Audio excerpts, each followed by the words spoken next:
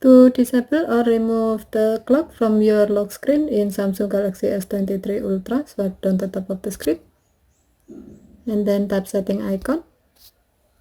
Scroll down the screen to find lock screen.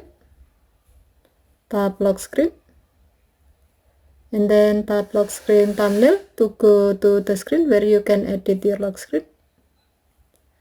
As a note, if you have enabled touch and hold to edit lock screen, you can also go to the screen by tapping and holding your lock screen. Next, tap the clock to customize it. And then in the clock style section, select no clock. Tap done button to save the change. Now, the clock will be disabled or removed from your lock screen. Okay, thank you for watching. Have a nice day.